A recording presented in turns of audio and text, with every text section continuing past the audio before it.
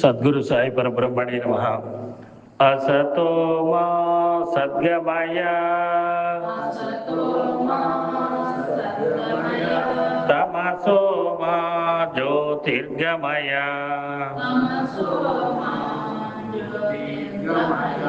మృత్యోర్మా అమృతంగమయ.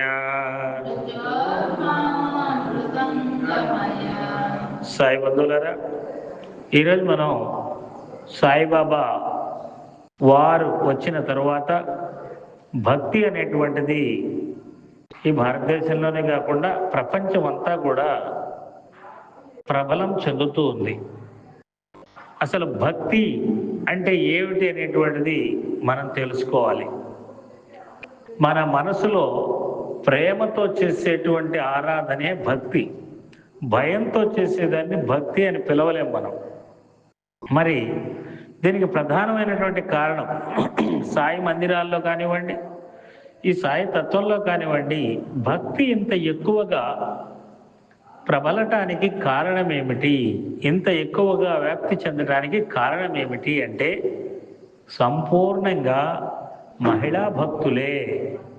ఎందుకు అంటే వారు బాబా వారిని తమ తండ్రిలాగా ప్రేమిస్తూ ఉన్నారు. అదేవిధంగా తండ్రితో ఏ విధంగా సేవలు చేస్తారో, తండ్రిని ఏ విధంగా అడుగుతారో అలాగే బాబా వారిని అడుగుతున్నారు. ఈరోజు శ్రీ సాయి సచ్చరిత్ర పారాయణాలు కోట్ల మంది భక్తులు పారాయణం చేస్తున్నారు. వాళ్ళలో 80% మంది మహిళా భక్తులే చేస్తూ ఉన్నారు. అలాగే సాయి మందిరాలు ఈ రోజున అద్భుతంగా నిర్వహించబడుతూ ఉన్నాయి అంటే ఆ మందిరాల్లో సేవలు నిర్వహించేటువంటి మహిళల వల్లే ఇదంతా జరుగుతుంది. మరి బాబా వారు వచ్చిన తర్వాతనే నిజమైన భక్తి అనేటువంటిది మహిళా లోకానికి పరిచయమైంది అని చెప్తే కొంచెం ఆశ్చర్యం అనిపించవచ్చు. కానీ దీన్ని పరిశీలించి చూద్దాం. మనము ఈ బ్రిటిష్ వారు వచ్చిన తరువాత అంటే 1800 సంవత్సరానికి పూర్వం భారతదేశంలో అనేక చాదస్తపు ఛాందస మూఢాచారాలు ఉండేటువంటివి. ఏమిటివేవంటే చిన్న చిన్న పసిబిడ్డలకి, ఆడపిల్లలకు పెళ్లిళ్ళు చేయటం, వారు ముసలి వాళ్ళకి ఇచ్చి పెళ్లి చేయటం, ఒకవేళ ఆ భర్త చనిపోతే ఆ చిన్న పిల్లనే విధవ అని చెప్పి పేరు పెట్టి ఆ పిల్లని ఎక్కడికి వెళ్ళనీయకుండా ఇంట్లో ఉంచటం. అలాగే కొన్ని కుటుంబాల్లో అయితే భర్త చనిపోయాడని భార్యని కూడా సతీ సహగమనం అంటే చితిపైన పండేసి కాల్చివేయటం. అలాగే మహిళల్ని అసలు చదువుకోవడానికి అనర్హులు అనేటువంటి పేరుతో ఉండటం. అలాగే మహిళల్ని దైవారాధన కార్యక్రమాలకి దూరంగా ఉంచటం. ఇటువంటివన్నీ కూడా ఉండేటువంటివి. మరి ఆ కాలంలో ఎందుకు ఆ మూఢాచారాలు ఏర్పడ్డాయి? ఇవన్నీ ప్రాచీన కాలం నుంచి ఉన్నాయంటే లేవండి. ఎందుకంటే వేదాల్లో గొప్పగా యుద్ధాలు చేసిన మహిళలు ఉన్నారు, మంత్రాలు చెప్పిన మహిళలు ఉన్నారు, యజ్ఞాలు చేసినటువంటి మహిళలు ఉన్నారు. ఇలా ఎన్నో రంగాలలో ప్రావీణ్యం పొందినటువంటి మహిళలు ఉన్నారు. అలాగే చరిత్రలో కూడా మనకి గొప్ప గొప్ప మహిళలు, దేవి నాగరిక రాజ్యాన్ని పరిపాలించారు, రాణి రుద్రమదేవి రాజ్యాన్ని పరిపాలించారు. ఇలా ఎంతోమంది గొప్పవాళ్ళు ఉన్నారు. కానీ ఈ మధ్యయుగాల్లో ఏర్పడినటువంటి కొన్ని ఈ దండయాత్రల ప్రభావం వల్ల, భారతదేశంలో ఏర్పడినటువంటి సంకుచిత మనస్తత్వాల వలన ఏర్పడినటువంటి ఫలితంగా మహిళలకు ఈ రకమైన దురవస్థ సంభవించింది. మరి అటువంటి సందర్భంలో మనం మొట్టమొదటిగా గుర్తు చేసుకోవలసినటువంటి వారు రాజారాం మోహన్ రాయ్ గారు. అతను చిన్నప్పటి నుంచి పెంచి పెద్ద చేసినటువంటి తన వదిన గారిని ఆమె భర్త చనిపోతే ఆ భర్తతో పాటు చితిమంటల్లో వేసి తగలబెట్టడం జరిగింది. అది చూసి మనసు చెలించిపోయినటువంటి రాజారాం మోహన్ రాయ్ గారు తన జీవితాంతం దీని మీదనే పోరాడారు. గొప్ప మేధావి. నిజంగా ఈరోజు మహిళలకి మనకి తెలియదు, కానీ నిజంగా వారి ఫోటోని ఎక్కడైనా మహిళా కార్యాలయాలు కానీ ఇటువంటి మహిళా శక్తికి సంబంధించినవి ఉంటాయి. వాటిలో మొదట పెట్టుకోవాల్సినటువంటి ఫోటో ఏదైనా ఉంది అంటే అది రాజారాం మోహన్ రాయ్ గారిది. ఆయన మీద ఎంతోమంది బెదిరించారు చంపేస్తామని చెప్పి. కానీ ఎదురు తిరిగి పోరాడారు. బ్రిటిష్ వాళ్ళతోటి పోరాడారు. వాళ్ళతోటి అనేక రకాలైన చట్టాలు తెప్పించారు. ఇటువంటి ఈ మహిళలకి జరగకుండా ఉండే రకంగా ఆయన ప్రభుత్వాన్ని నుంచి ఆర్డర్స్ తెప్పించి వాటి మీద ప్రజల్ని చైతన్యవంతం చేశారు. అలాగే తర్వాత మరో ఇద్దరిని చెప్పుకోవాలి. మహాత్మా జ్యోతిబా పూలే, కందుకూరి వీరేశలింగం పంతులు. వారి యొక్క సతీమణులు చాలా గొప్పగా కృషి చేశారు. సావిత్రిబాయి పూలే, రాజ్యలక్ష్మి గారు. మరి వీరు కూడా మహిళలు చదువుకోవాలి, ఆడపిల్ల చదువుకుంటే కుటుంబం అంతా కూడా బాగుంటుంది అనే ఉద్దేశంతో వీరు సమాజంలో అనేక రకాలైన పాఠశాలలను ఏర్పాటు చేసి వాళ్ళు చదువుకోవడానికి అనేక అవకాశాలు కల్పించారు. వీళ్ళని ఎంతోమంది బెదిరించారు, చంపేస్తామని వీళ్ళ మీద దాడులు కూడా చేశారు. అయినా సరే, ఎందుకంటే ఒక కుటుంబం బాగుండాలి అంటే మహిళ చదువుకొని సంస్కారవంతులై ఉన్నట్లయితే ఆ కుటుంబం మొత్తం, ఆ పిల్లలు కానివ్వండి, తల్లిదండ్రులు కానివ్వండి, భర్తను కానివ్వండి, అందరినీ కూడా కుటుంబం మొత్తాన్ని చక్కదిద్దేటువంటిది ఎవరు అంటే స్త్రీ. కాబట్టి వారు బాగుండాలి అనేటువంటి దానికోసం వారు పోరాడారు. మరి బాబావారు ఏం చేశారు అంటే, బాబావారు మహిళల మనసుల్లో ఉన్నటువంటి తాను తక్కువ అనేటువంటి భావాన్ని పూర్తిగా తీసివేశారు. ఎలా తీసివేశారంటే, గతంలో చెప్పినట్లుగా ఈ యొక్క దేవుడు అనంటే దేవుడికి ఆడవాళ్ళని దూరంగా ఉంచటం, ఈ గుళ్ళల్లో కానీ ఆరాధనల దగ్గర కానీ ఎంతసేపటికి నువ్వు ఇంటికి మాత్రమే పరిమితం అనేటువంటి ఆంక్షలు పెట్టడం. అలాగే భక్తులు అనంటే మగవాళ్లే భక్తులు, మీకంత లేదు, మీ ఆలోచనలకి ఆస్కారం లేదని వారిని ఇంటికే పరిమితం చేయటం. అలాగే ఏదైనా సరే కార్యక్రమాలు నిర్వహించాలంటే మహిళలు ఏం చేస్తారు, మగవాళ్ళు మాత్రమే చేయగలరు అనేటువంటిది వీరు ప్రదర్శిస్తూ ఉండటం. వీటన్నిటితోటి మహిళలు కేవలం దూరంగా ఉండి చూడటానికి, ఇంట్లో వాళ్ళకి చెప్పినటువంటి పనులు చేసుకోవటం, కేవలం వాళ్ళేదో ఆ ఇంటికి పరిమితమై ఆ వంటింటికి ఆ పూజ గదికి పరిమితమైపోయి ఆ పూజలు ఏవో చేసుకోవటం తప్పితే భక్తి ప్రేమ అనేటువంటిది ఏమిటిది అనేటువంటి చదువు లేదు.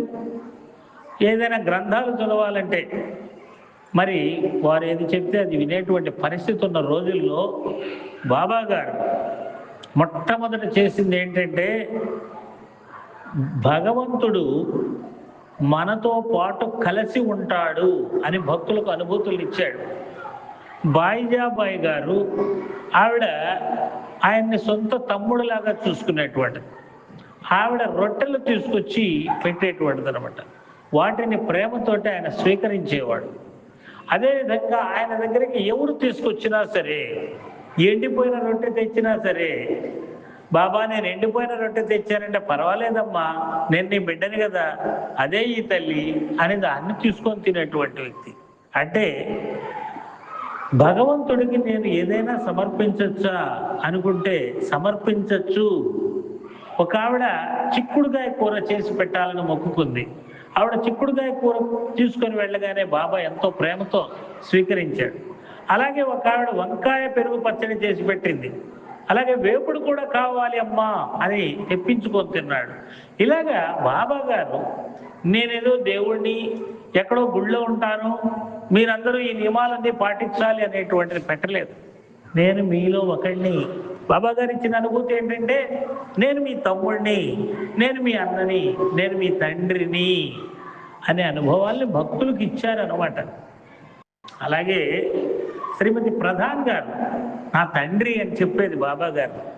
ఆవిడ మొదట కొడుకు పుట్టినప్పుడు వడిబియ్యం పోసుకొని నేరుగా షిరిడీకి వెళ్ళింది. షిరిడి మా పుట్టిల్లు అనేటువంటి అంత ప్రేమ. అంటే మనలో ఉన్నటువంటి దేవుడు భగవంతుడితోటి మనకి ప్రేమానుబంధంతో ఏర్పడే విధంగా బాబా వారు భక్తులకి అనుభూతులను ఇచ్చాడు. అదేవిధంగా నిర్వహణ. అసలు మందిరాల్లో ఈరోజు మనం చూస్తూ ఉన్నాం, పల్లకి సేవలు కానివ్వండి, కొన్ని మందిరాలను అయితే పూర్తిగా మహిళలే నిర్వహిస్తున్నారు. అధ్యక్షులు, కార్యదర్శులు అంతా వాళ్లే, పూజారులు కూడా వాళ్లే. అనేక మందిరాలు ఉన్నాయి ఇలా చేస్తున్నటువంటి. ఇదంతా ఎక్కడి నుంచి వచ్చిందండి? మిగతా ఎక్కడా లేదు కదా ఈ పద్ధతి. అంటే బాబా గారు సశరీరులుగా ఉన్నప్పుడే ఈ యొక్క మహిళల్ని పెద్ద పెద్ద గుళ్ళలో ఈ కార్యక్రమాలకు రానివ్వని రోజుల్లో ఒక వితంతు మహిళ అయినటువంటి రాధాకృష్ణమాయి అనేటువంటి ఆవిడ పండరీపురంలో ఉంటూ ఆ పండరీనాథుడికి సేవలు చేసుకోవాలి అనుకుంటే వారికి అనేకమైనటువంటి ఆటంకాలు ఏర్పరిచారు. అటువంటి పరిస్థితుల్లో ఆవిడ షిరిడీకి వెళ్ళి బాబా దగ్గర ఉండి బాబా యొక్క భక్తి తత్వాన్ని, ప్రేమ తత్వాన్ని, దైవతత్వాన్ని అర్థం చేసుకొని ఈయనే నా పండరీనాథుడు అనేటువంటి భావనతోటి అక్కడే స్థిరపడిపోయింది. ఆవిడ అక్కడ ఎంత చక్కగా అభివృద్ధి చేసిందంటే దానిని ఒక సంస్థానంలాగా ఏర్పాటు చేసింది. అక్కడ పల్లకి ఉత్సవం జరగటానికి కానీ, అక్కడ ఆ యొక్క ద్వారకామాయ మసీదు సరిగా నిర్మాణం జరగటానికి కానీ, సభా మండపం నిర్మాణం జరగటానికి కానీ, శ్రీరామనవమి ఉత్సవాలు జరగటానికి కానీ, వీటన్నిటికీ వెనుక ఉండి నడిపించినటువంటి వ్యక్తి ఎవరు అంటే రాధాకృష్ణమాయి. ఒక మహిళ అంటే ఒక ఆధ్యాత్మిక కార్యక్రమాలను, ఒక మందిరాలను ఎలా నిర్వహించాలి అనేటువంటిది కూడా మహిళలే ఇక్కడ నిర్వహించారు. అలాగే భక్తులు మనం అనేక మందిని చూస్తాం. ఈరోజు మనం శ్రీ సాయి సచ్చరిత్రని చదువుకుంటూ ఉన్నాం, హేమాడ్ పంత్ గారు రాశారు అని. కానీ చదువుకున్న మహిళలు ఈ సమాజానికి కూడా వెలుగు అనేటువంటిది బాబా భక్తురాలు నిరూపించారు.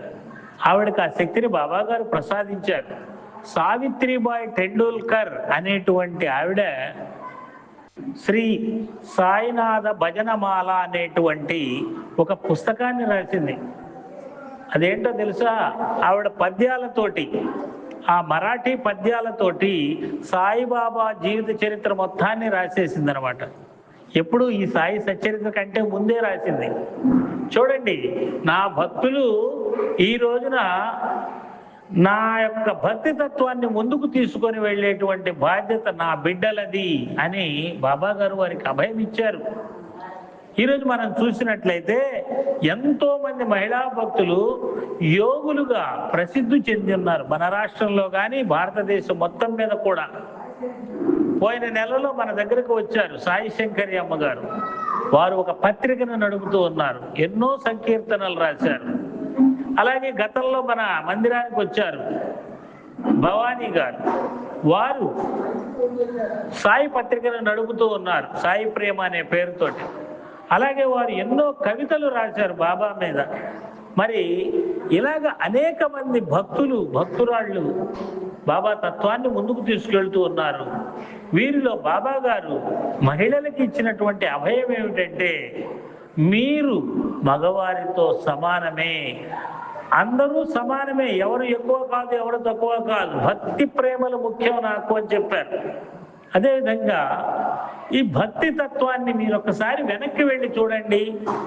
భక్తులైనటువంటి వారు ఎవరు ఉన్నారు, మహిళల్లో ఎవరు ఉన్నారు అంటే, నిజంగా భక్తి తత్వాన్ని నరనరాలలో జీర్ణించుకున్నటువంటి మన ఇక్కడ శ్రీశైలంలో ఉన్న కమహాదేవి గారు కానివ్వండి, ఆవిడ శ్రీశైల మల్లికార్జున స్వామిని తన భర్తగా భావించారు.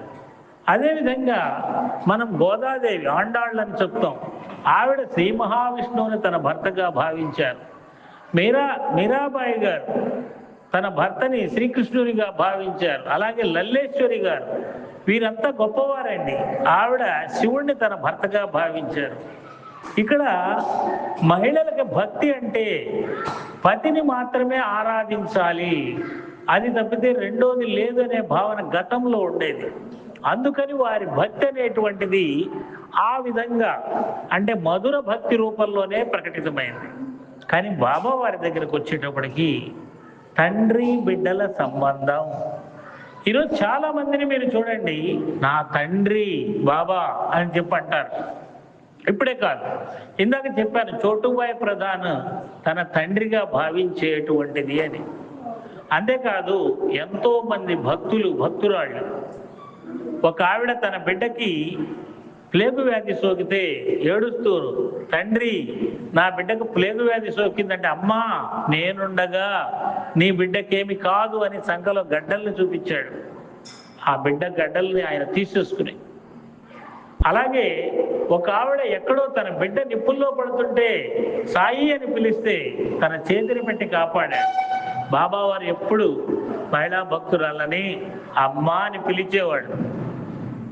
ఆయన అమ్మ అన్నాడు కాబట్టే వీళ్ళు తమ తండ్రిని చూసినట్లుగా బాబా గారిని చూస్తూ ఉన్నారు. మరి ఆ రోజు నుంచి ఈ రోజు దాకా ఎంతో మంది భక్తురాళ్ళు తమ తండ్రి అనేటువంటి భావనతో బాబాని పూజిస్తూ ఉన్నారు. అయితే గతంలో ఇప్పుడు కూడా మగవాళ్ళకి కొంత చులకన భావం ఉంటుంది. నీ భక్తి ఏదో చేదస్తలేండి ఆడవాళ్ళకి అంటారు. ఇటువంటి చేదస్తపు భావజాలం మగవాళ్ళల్లో ఉంటే దానిని కూడా బాబా గారు తొలగించారు. ఎలాగంటే ఇందాక సార్ చదివారు, మద్రాస్ భజన సమాజంలో ఇద్దరు భార్యాభర్తలు వచ్చి భజన చేస్తూ ఉంటే ఆవిడకి శ్రీరామచంద్రుడిలాగా బాబావారు కనిపించారు. ఎందుకంటే ఆవిడ రాముడు భక్తురాలు. వాళ్ళు ఆయనకి చెప్తే వాళ్ళు ఆయన నమ్మలేదు. నీ చేదస్తం బాగానే ఉంటుందిలే, నువ్వు పెద్ద భక్తురాలివి, నీకు మాత్రమే కనిపించాడు, మాకందరికి కనిపించలేదే అని ఎగతాళిగా అన్నాడు. ఆ రోజు రాత్రి ఆయనకి కల్లో కనిపించి నిదర్శనం ఇచ్చాడు. దానితో అతను చంపలేసుకుని అమ్మా బాబా సామాన్యుడు కాదు అనేటువంటి దాన్ని చెప్పారు. అలాగే బాబావారు ఎంతో మందికి ఉపదేశాలు ఇచ్చారు. అలాగే తన బిడ్డల్లాగానే ఒకసారి నానాసాహెబ్ నిమోర్కర్ అనేటువంటి ఆయన తన భార్య అక్కడ బొంబాయి వెళ్ళి తన యొక్క బంధువులందరినీ చూసి వస్తాను అంటే ఇతనికి పంపించడం ఇష్టం లేక అక్కడ కోరుకుంది మంచి కోరికే, ఏదో ఈయనకు కోపం, నువ్వు వెంటనే వెళ్ళి సాయంత్రానికల్లా వచ్చేయాలి ఆయన కండిషన్ పెట్టాడు. కానీ ఆవిడ 4 రోజులు ఉండి వద్దాం అనుకుంది. సరే ఇంకా భర్త చెప్పాడు కదా, ఇక వెళ్ళి బాబాకి నమస్కరించుకుంది, తండ్రి వెళ్ళొస్తాను అని. మరి వాళ్ళ నాయన కదా ఆయన ఒక ఆదేశం చెప్పాడు, అమ్మా బొంబాయి వెళుతున్నావా, వెళ్ళు తల్లి, వెళ్ళి 4 రోజుల నుండి బంధువులందరినీ చూసిరాని. అయిపోయింది. నానాసాహెబ్ నిమోన్కర్ చెప్పినటువంటి మాట పక్కనకి వెళ్ళిపోయింది అనమాట. ఇంక నిమోన్కర్ ఏమంటాడు, ఎదురుగానే ఉన్నాడు, ఒప్పుకోవాల్సిందే. అలాగా బాబావారు మహిళల పక్షపాతి, ఎందుకంటే వారి తండ్రి కాబట్టి. నేను చాలా సందర్భాల్లో ఇళ్లలో కూడా అండి ఇది, ఎందుకంటే మా మేడంను కూడా నేను ఏదైనా వద్దు అన్నానంటే ఆవిడ బాబాకి దగ్గర చెప్తుంది. ఒక 10 నిమిషాల్లో నా మైండే మారిపోతుంది అనమాట. ఏమో లేదు, దానివల్ల నష్టమేం లేదు కదా, చెప్పింది చేసినందువలన చేసేద్దాంలే అని. అటువంటి పక్షపాతం ఇది నేను చెప్పేది కాదు, సాయి భక్తులందరి ఇళ్లలో అనుభవమే. మరి ఎలాగండి, ఇక్కడ మగవాళ్ళకు భయం ఏర్పడచ్చు, అయ్య బాబోయ్ బాబా గారు ఇలాగా వాళ్ళ మాటలు వింటూ ఉంటే ఇక మన మాట ఎక్కడ చెల్లుతుందా అండి అని చెప్పి. దీనికి మనం భయపడాల్సిన పని లేదు. సహజంగా స్త్రీల యొక్క మనసు మగవాళ్ళ మనసు కంటే వేగంగా ఉంటుంది, వేగంగా పనిచేస్తుంది. అంటే వారికి ఆనందం కానీ బాధ కానీ తొందరగా వస్తాయి, తొందరగా వెళ్ళిపోతాయి కూడా. అలాగా ఆ తొందరగా వచ్చినప్పుడు బాబా గారి దగ్గరికి వెళ్ళి వాళ్ళు అడగటం ఎప్పుడైతే అలవాటు చేసుకున్నారో, బాబా సచ్చరిత్రను వారు ఎప్పుడైతే చదువుతున్నారో పిచ్చి పిచ్చి కోరికలన్నీ కోరిక. ఎందుకంటే వారికి కూడా తెలుసు కదా బాబా గారిని ఏమడగాలో ఏమడకూడదు. కాబట్టి వారి మనసు స్థిరంగా ఉంటుంది. ఎప్పుడైతే ఇంట్లో మహిళల మనసు స్థిరంగా ఉంటుందో ఆ కుటుంబం అంతా కూడా స్థిరంగా ఉంటుంది. భార్య గోలగోల చేస్తుంది అనుకోండి ఇంట్లో, ఆ కుటుంబం ఎప్పుడు గోలగానే ఉంటుంది. అలా కాకుండా భార్య కనుక స్థిమితంగా ఉండి ఏం పర్వాలేదులే అన్నీ బాబా చూసుకుంటారు అనేటువంటి భావనతో ఉన్నారనుకోండి, అందరూ ప్రశాంతంగా ఉంటారనమాట. కాబట్టి బాబాని ఎవరైతే మహిళలు ఆరాధిస్తూ ఉన్నారో, ఎవరైతే సాయి సచ్చరిత్ర పారాయణం చేస్తూ ఉన్నారో వారి ఇళ్ళు స్వర్గసీమలు. ఆయన వేమన పద్యం ఒకటి ఉందండి, ఏమని ఉంటుంది అని అంటే, మగవాళ్ళకి స్వర్గం ఎక్కడో ఉండదట. వీళ్ళు ఏదో చెప్తూ ఉంటారు, పుణ్యాలు చేస్తే పైకి వెళ్ళి స్వర్గాలు వస్తాయి, అవి వస్తాయి, ఇవి వస్తాయని. అదేమీ అవసరం లేదంట. శ్రద్ధా భక్తులతో ఉండేటువంటి ఇల్లాలు ఉండి బిడ్డలు కనుక చక్కని ప్రవర్తనతో ఉన్నట్లయితే వాళ్ళకి ఆ ఇంటిని మించిన స్వర్గం ఉండదట. ఈ శ్రద్ధా భక్తులు ఎక్కడి నుంచి వస్తాయండి? బాబా సచ్చరిత్ర పారాయణంతో మాత్రమే వస్తాయి. మీరు చూడండి, నేను అనేక మందిని భక్తుల్ని చూశాను. అనేక కష్టాల్లో ఉన్న సందర్భంలో సాయి సచ్చరిత్ర ఇచ్చిన తర్వాత వాళ్ళ యొక్క కష్టాలు అనేటువంటి తొలగిపోతాయి. ఎలా తొలగిపోతాయి అనేది నాకు కూడా తెలియదు. కానీ కొంతమంది వాళ్ళ పిల్లలకు పెళ్ళిళ్ళు కాలేదు అని బాధపడేవాళ్ళు సచ్చరిత్ర చదివితే చక్కని సంబంధాలు దొరకటం, అలాగే ఉద్యోగాలు రాలేదు అని బాధపడేవాళ్ళు చదివితే ఉద్యోగాలు రావడం, పిల్లలు లేని వారికి పిల్లలు కలగడం. ఎలాగా అని అంటే అది సాయినాథుని మహిమ. అది వారి తండ్రి వారికి ఇస్తున్నటువంటి అనుభూతులు. ఎంతోమంది ఇదంతా జరిగిన తర్వాత నాకు చెప్తూ ఉంటారు, సార్ సాయి బాబా గారు నాకు ఇలా చేశారు, అలా చేశారు. బాబా గారు చాలా శక్తిమంతులు సార్, ఆయన నిజంగా మన వెంట ఉంటాడు సార్, తోడుంటాడు సార్ అని వారు నాకు సత్సంగం చెప్తూ ఉంటారు అన్నమాట. చాలా సంతోషంగా ఉంటుంది ఆ మాటలు వింటూ ఉంటే. అలాగే బాబా గారు ఇప్పుడు మన మందిరాల్లో చూసినట్లయితే ఎక్కువ పూజా కార్యక్రమాలను పెంచేస్తున్నారు కొన్ని మందిరాల్లో. దయచేసి మన మందిరంలో అలా జరగకూడదని నేను భావిస్తున్నాను. ఎందుకంటే బాబా గారు ఎలా ఉండాలని కోరుకున్నారంటే, నా భక్తులు నేను వేరు కాదు, మేమంతా ఒకే కుటుంబం అన్నట్లు ఉండాలనుకున్నారు. బాబా గారి యొక్క సచ్చరిత్ర మనం గమనించినట్లయితే పొలాల్లో పనిచేసుకునేటువంటి వాళ్ళు కూడా బాబా పాటలు పాడుకుంటూ పనిచేసుకునేవాళ్ళంట. అలాగే తిరుగులు విసిరే కథ ఉంది, దాంట్లో కూడా వాళ్ళు బాబా లీలల్ని గానం చేస్తూ విసురుతూ ఉన్నారు అని చెప్పి. అంటే మనం ఇంట్లో కూర్చున్నా, బయట పనులు చేసుకుంటున్నా మన పక్కనే బాబా ఉన్నాడు అనే భావనతోటి, భక్తి ప్రేమలతోటి ఉండాలి. కానీ ఈ మందిరాల్లో మరీ ఎక్కువ పూజాతంతుని పెంచేసి, ఏమంటే మీరు అలా చేయకూడదు, ఇలా చేయకూడదు, ఈ సమయంలో ఇలా చేయకూడదు అని పొద్దుస్తమానం కండిషన్లు పెడుతూ మీరు ఇలా మాత్రమే చేయాలి. ఇంకా కొంతమందిని చూసాం, మీరు ఈ పుస్తకాలు మాత్రమే చదవాలి, మీరు ఈ బాబా మందిరానికి వస్తే మరో బాబా మందిరానికి వెళ్ళకూడదు. ఏమిటి చేదస్తాం? బాబా ఎక్కడైనా బాబానే. నేను అసలు మందిరంలోనే బాబాలే ఉన్నాడని పూర్తిగా చెప్పను. ఈ దేహమే షిరిడీపురము, మా మనసే ద్వారకమాయి, అందలి వెలిగడి తేజమ్మే సాయి నీవని తెలిపితివి. నీ మనసులో ఉన్నాడు సాయి. ఎందుకు మరి మందిరం అంటే ఇలాంటివి మళ్ళీ మళ్ళీ మళ్ళీ మళ్ళీ గుర్తు చేసుకోవటానికి. సాయి ఎక్కడో లేడు, నీ ఇంట్లోనే ఉన్నాడు, నీ పక్కనే ఉన్నాడు, నీ మనసులోనే ఉన్నాడు అని పదే పదే గుర్తు చేసుకోవటానికే సాయి మందిరం. మందిరాల్లో క్రమశిక్షణ పాటించాలి. సో ఇది మా ఇల్లు లాగా అని చెప్పి అన్నారు కదా అని చెప్పి ఎప్పుడు పడితే అప్పుడు వచ్చేస్తాం, ఎప్పుడు పడితే చేసేస్తాం అన్నట్లు ఉండకూడదు. మనం కొన్ని పద్ధతుల్ని ఏర్పరచుకున్నప్పుడు ఆ గుడి పద్ధతుల్ని పాటించాలి, అంతేగాని భయపడకూడదు. మన ఆచారాలు క్రమశిక్షణ నేర్పాలి, కానీ బాబాని చూసి భయపడేటువంటి ఈ విధానాలు అవసరం లేదు. స్వామి వివేకానంద ఇక్కడ ఒక మాట చెప్తారు, మిమ్మల్ని భయపెట్టేది ఏదైనా సరే దాన్ని వదిలేసేయండి అంటాడు. అది దేవుడినైనా సరే వదిలేసేయండి అంటాడు. ఎందుకు నువ్వు అక్కడికి వెళ్తే భయపెట్టేదట్టయితే? నేను ఒకసారి ఒక మందిరానికి వెళ్తే ఒక ఆయన చెప్తా ఉన్నాడు, బాబా మందిరమే. ఏమండి, బాబాతో సామాన్యం కాదండి, బాబా అంతు తెలుసుకోలేమండి, మీరు అనవసరంగా ఎట్లా పడితే అట్లా చేయకూడదండి బాబాకి, అలా ఇలా చేస్తే మాత్రం చాలా ఇబ్బందులండి అని అంటే, నేను అక్కడ ఒక క్షణం కూడా ఉండదలుచుకోలేదు, వెంటనే వచ్చేసాను. ఎందుకంటే నేను చిన్నప్పటి నుంచి, అంటే సాయిబాబా ఎవరో సచ్చరిత్ర ఏదో తెలియని రోజు నుంచి, బాబా కథలేంటియో తెలియని రోజు నుంచి, అంటే నా ఇంటర్మీడియట్ వయసు నుంచి కూడా ఇప్పటిదాకా కూడా, అంటే దాదాపు 35 సంవత్సరాల నుంచి నాకు బాబా గురించి తెలిసింది కేవలం 25 సంవత్సరాల తర్వాత మాత్రమే. అంటే బాబా సచ్చరిత్ర గురించి, ఆయనకు ఒక షిరిడి అనేది ఉంది అనేది తెలిసింది. అంతకుముందు నాకు అదేం తెలియదు. అంతకుముందు కూడా నేను ఎన్నో అనుభూతుల్ని పొందిన్నాను. బాబా నా పక్కనే ఉన్నట్లుగా అనుభూతిని పొందుతూనే ఉన్నాను. ఆ రోజు నేనేం చదవలేదు, ఏం పూజలు చేయలేదు.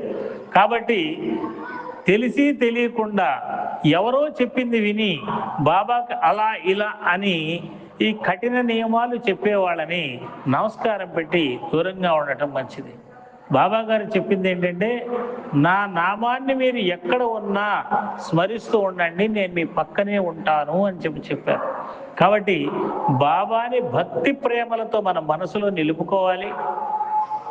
ఏ గృహంలో అయితే సాయి సచ్చరిత్ర పారాయణం జరుగుతుందో, ఏ గృహంలో అయితే మహిళలు సాయి భక్తులుగా ఉంటారో ఆ కుటుంబాలు ఖచ్చితంగా స్వర్గ సీమలే. వారి ద్వారా వారి కుటుంబంతో పాటు వారి చుట్టుపక్కల కుటుంబాలు కూడా మంచి మార్గంలో ప్రయాణిస్తాయి, అనేక శుభాలను పొందుతాయి అనేటువంటిది మాత్రం నిశ్చయం.